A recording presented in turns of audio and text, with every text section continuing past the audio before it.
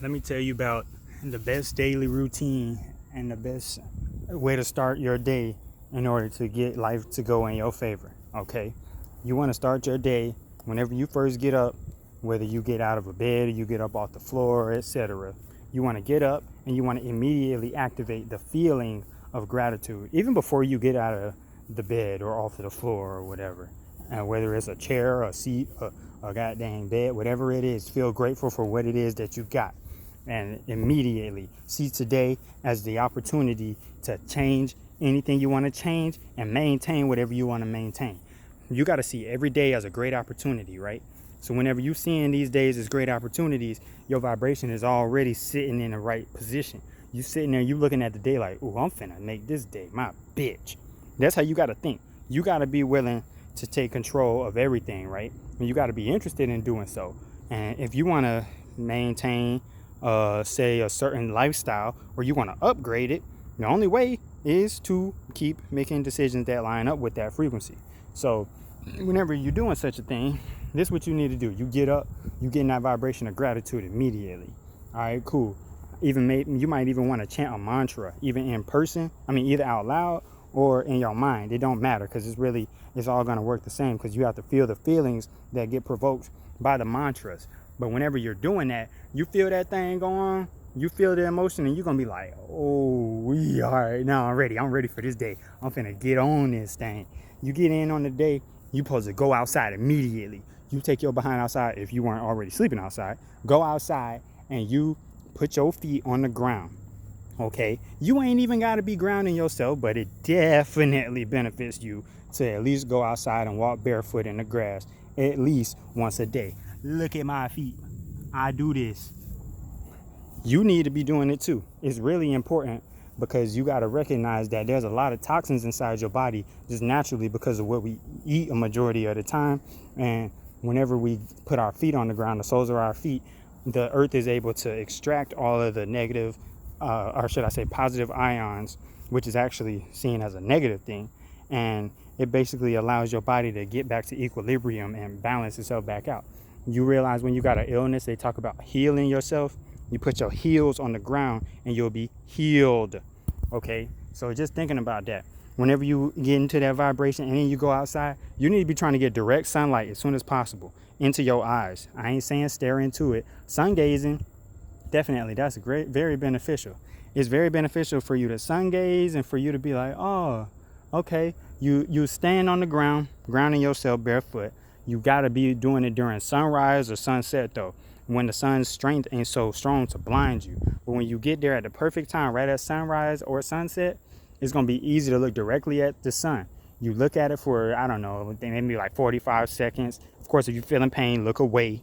But whenever you got that going on, you're supposed to cover your eyes with your hands, keep your eyes closed, and trap the light in. You trap the light in your eyes, it's going to affect your pineal gland.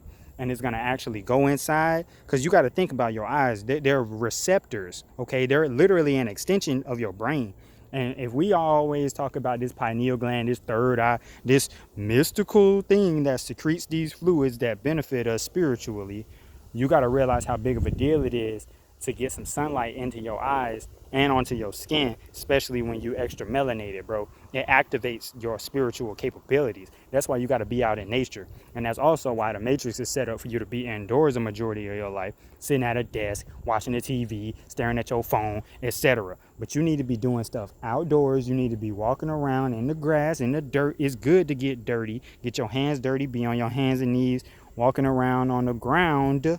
I ain't talking about on no concrete or asphalt. I'm talking about in the grass and in the dirt. You can wash your feet off afterwards, but there's nothing more natural than dirt, bro. Just think, like, everything comes from the dirt. Earth is able to produce all of this life because of how important the soil is. So just think about that. If you're not even connected with the foundation of life on this planet, do you really think you finna be aligned, right? Like, bro, no wonder people be having health problems, mental problems, all type of stuff. People don't even think that they're out of tune with the frequency of the earth, and the easiest way to get there is just put your feet on the ground.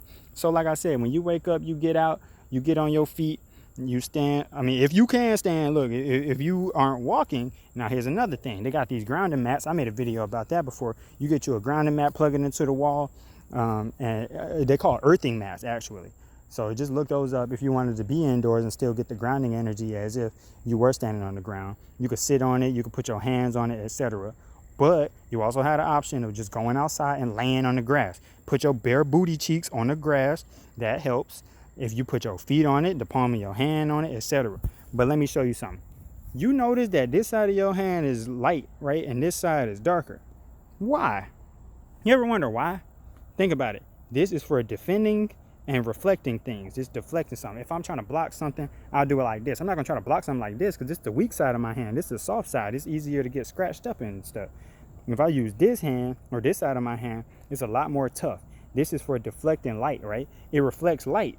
So when you think about it, if you put your hands in front of you like this, and you actually use that, put it at the right angle, you can deflect light from the sun and put it into your face, and it'll actually help your skin. That's a whole nother video though. But whenever you deflecting light, you got to think about this. You're going to be using it to your advantage in a lot of ways whenever you're doing this, and then whenever you want to actually soak in the sun and actually absorb it into your skin, you'll want to put your hand towards the sun and just do it that way if you wanted to specifically get into your hands and whatnot. But believe me when I say there's so much electricity going through your body that you'll never be able to fathom just how big of a deal it is, that you have to be grounded in order to have the proper electrical currents. I don't know if you know anything about alternating current, direct current, electricity frequencies, or any of that stuff, but just believe me when I say, in order for electricity to be working the right way, it has to be grounded. You have to have a ground, or it's extremely dangerous and catastrophe could happen. That's why, because everything that has to do with electricity still has to be in contact with the ground. You see that thing on the plug, at the bottom of the plug in the wall, right? You got that little round one that don't look the same as the two slits.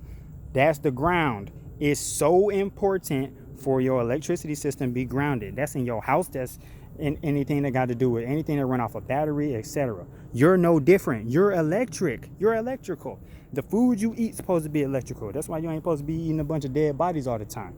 But the most important things are really that you have to be actually mentally stable. And you got to be mentally stable by healing your chakras, talking about healing from your traumas that have happened in your life. You know, I got a whole series of videos talking about fixing your broken chakras.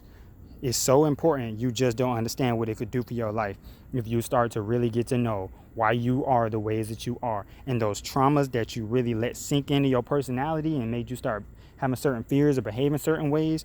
Whenever you're trying to have thoughts like, oh, I'm just trying to keep XYZ from happening, or I just don't want to experience blah, blah, blah. You traumatized. Anytime you start talking like that, know that you're traumatized. But I mean, I know that that's a little bit off subject, but I just feel like somebody really needed to hear that. But whenever you're doing this morning routine, it should be that simple. You get in there, stand on the ground, make sure that you're feeling real grateful, and then you think of what you want to experience today. Set an intention every day, at least one intention on your to-do list or your to-get list or etc. of what you want to experience.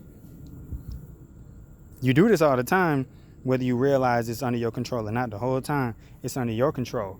But it seems like it's so much easier for people to believe when it's somebody else. Like if your boss said you're going to be at work at 10 a.m., you're going to expect to be there because they told you so. But just think about if you started expecting everything in your life to go how you planned for it to go.